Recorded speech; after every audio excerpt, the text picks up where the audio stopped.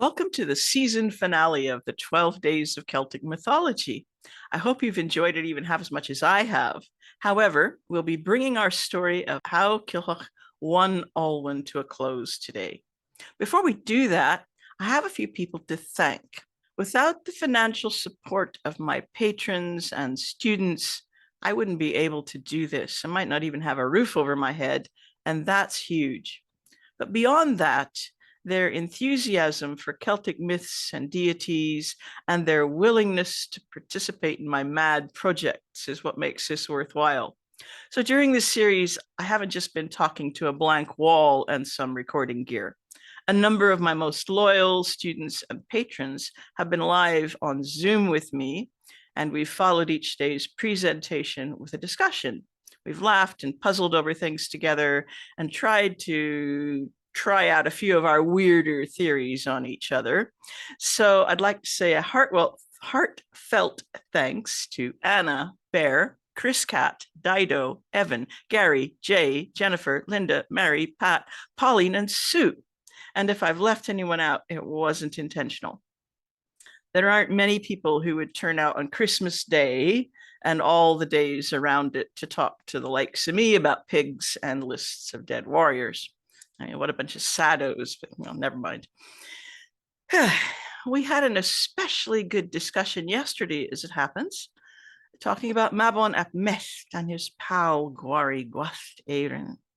We talked and we talked, and we decided, well, that we didn't really know what was going on with that. Some people thought it didn't mean much, them being together, to which I countered that, well, if not, what the hell a coincidence it was. There were theories that one figure ended up with two names in different traditions, then got placed back together because, well, it seemed like they belonged together.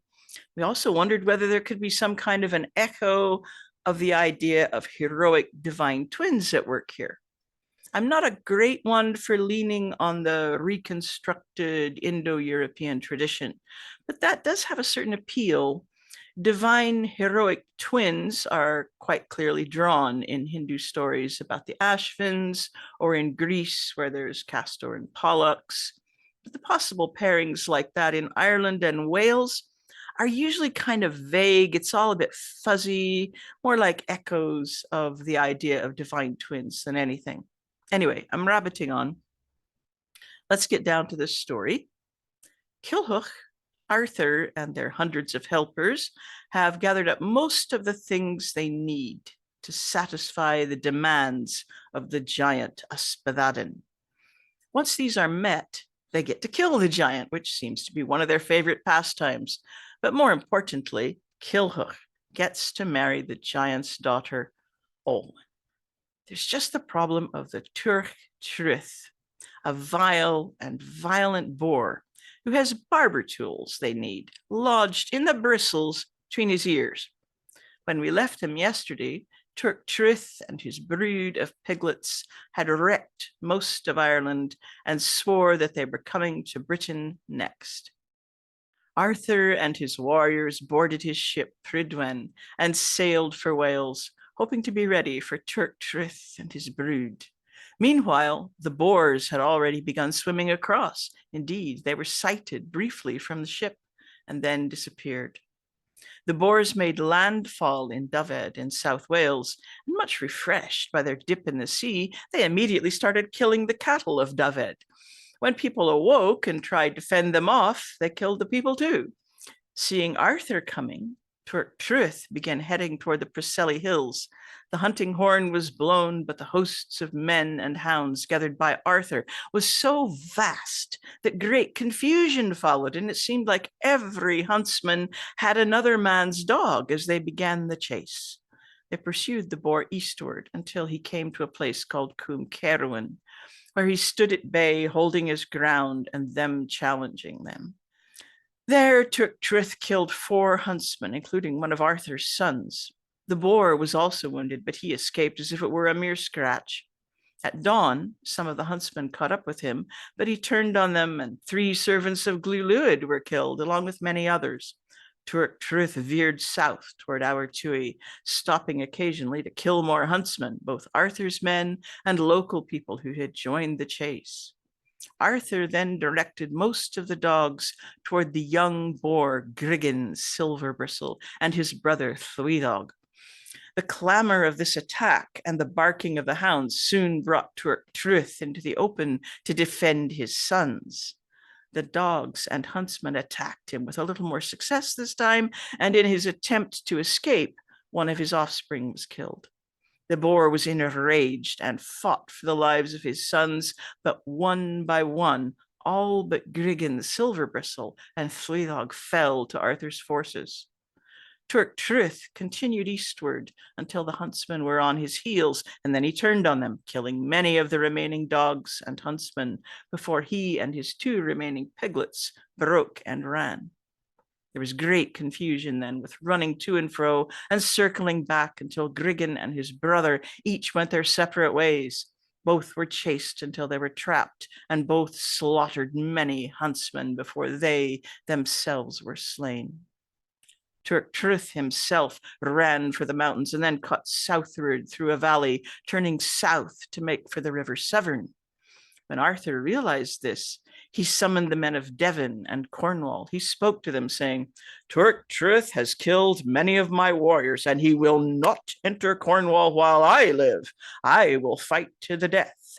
Join me or not, the choice is yours. It was decided to send the best horsemen forward, along with what dogs they still had, to meet Truth. By sheer force, they drove him into the Severn, where Mabon, son of Modron, followed him into the water, riding on Gwyn Mungthun and joined by Menw and Gorai, son of Custennin. The place where this happened was near the dwelling place of the salmon of Llenlliw. Arthur, along with Manawyd and Vabflir and a few others, now closed in on him. They seized the boar by his feet and held him down in the water. Mabon ap Modron galloped in from one side and took hold of the razor, while Clydderwyth closed in on the other side and took the shears. Before anyone could touch the comb, however, Truth managed to right himself and crossed the Severn into Cornwall in spite of Arthur's oath. Arthur and his men soon caught up with him, but the taking of the razor and shears was like child's play compared to the taking of the comb. Somehow they managed to get it in the end before they drove him into the sea, followed by a few frenzied hounds.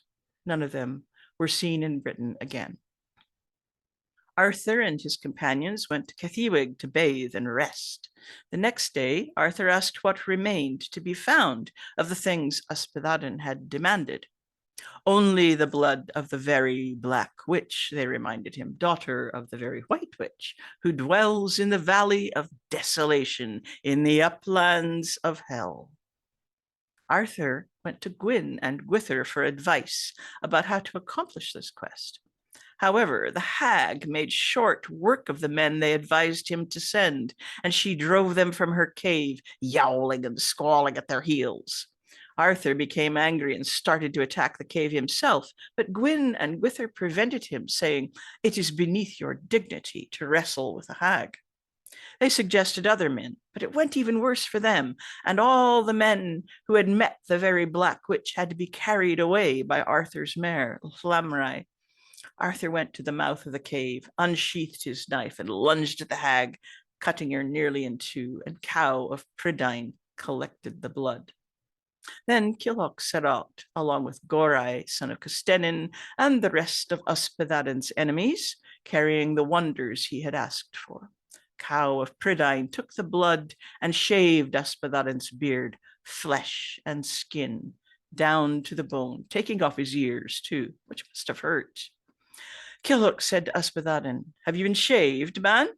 "I have," came the reply. "And do you give me your daughter?" "She's all yours. And it is Arthur, and only Arthur, whom you have to thank for that. And it is now high time that my own life was at an end." And with that, Gorai, son of Custennin, dragged him from his seat by his hair, took him outside, and beheaded him.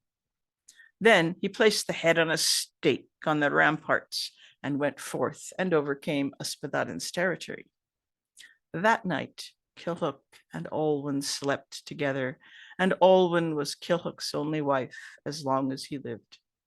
And that is the story of how Kilhuch won Olwen, daughter of Ysbyddaden, chief of giants. As I was telling the end of that story, I was reminded of the story I told in season 1, which has a similar ending, although it's a very different kind of story. If you need more Celtic mythology to binge watch, that story is told in the 12 Days of Celtic Mythology season 1. I'll link the playlist for that one in the comments. There's a lot to say about all these pigs, and not that much time left to say it. I think I'll have to make a special video about swine in Celtic myth, but not until after I've headed back to Cathewig for a shower and a long snooze. But let me give you a few things to consider at least. Swine, and indeed swineherds as well, are a prominent part of Celtic mythology. So prominent that I think it's dangerous, to be too reductive about what they might symbolize or whether we've lost a boar god and his myth somewhere along the way. Over the past few days, I read a few scholarly papers and listened to a great talk on YouTube by Will Parker about what it all means. My conclusion is that it's not easy to summarize it, but I'll share a few thoughts. And for you terriers who like going down rabbit holes, there will be a few links in the show notes.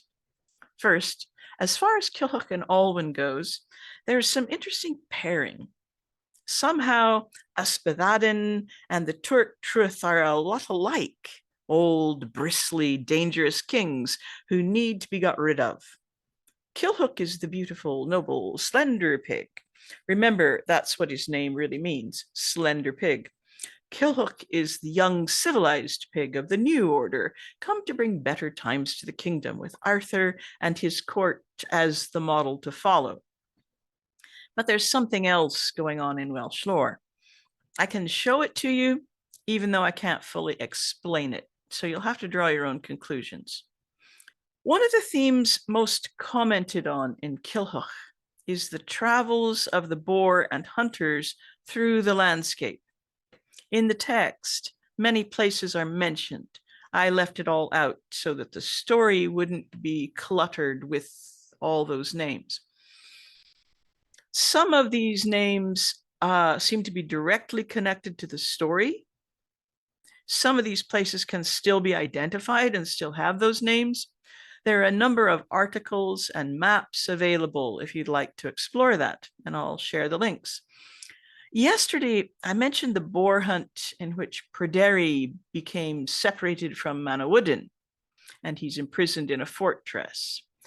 Did you notice that in today's boar hunt, Mabon ap Modron and Manawydan appeared in the same scene, right within a sentence or two of one another, as if they're somehow grouped in the minds of the storytellers? But Pryderi has a further encounter with some pigs in the 4th branch of the Mabinogi, and this time they're his undoing. So it all starts when Arawn, a king from the other world, makes a gift of some pigs. These are domestic pigs to Pryderi. These seem to be like the first pigs to appear in Britain, like it could be a myth of how Britain came to have the pigs. A magician called Gwydion needs an excuse to start a war. That's a long story. I'm not going to tell it. The pigs seem like a perfect thing to fight over, so Gwydion stirs up trouble between his uncle Math, the king of Gwynedd in North Wales, and Pryderi in Dyfed in South Wales over these pigs. There's a long sequence in this story in which Gwydion's men drive the pigs north, and everywhere they stop to rest ends up being named after the pigs. Somewhere along the way, Gwydion kills Pryderi in single combat. Several saints' lives and a number of Irish stories have similar themes in which pigs traveling or driven through the countryside give names to places along the route. In fact, one Irish story has particularly close parallels. In the story of the Swine of Drebriu, 3 human married couples are turned into swine by a jealous stepmother or mother-in-law, I guess she'd be. She was the mother-in-law of the women, I think. Weirdly, two of the swine in that story have names which are the direct equivalent of the names Kilhuch and Griggen, as in Griggen's silver bristle. These swine too end up chased around Ireland by none other than Mev of Connacht. So there's most definitely an important Celtic story tradition of men and swine, or people and swine, moving through the landscape. There are a lot of stories which feature this, but exactly what it meant to people of the distant past, scholars are still exploring that. I can't tell you what it means. I'm not going to ask you any deep, difficult questions about this today. If you're looking for answers, check out the references in the show notes. But just for fun, if you'd like to answer a question, who can remember the name of the Stokes piglet? And can you spell it correctly? I hope you have a safe and comfortable time in 2024. Bye for now. If you're enjoying this series, why not take one of my online classes? There's almost always something on offer. Some classes have tiered pay what you can pricing, and there are usually a few scholarships available for the more expensive classes. To get notifications about classes and about scholarships when they're announced, you can go to my website and subscribe to my newsletter, or follow me on my Patreon page.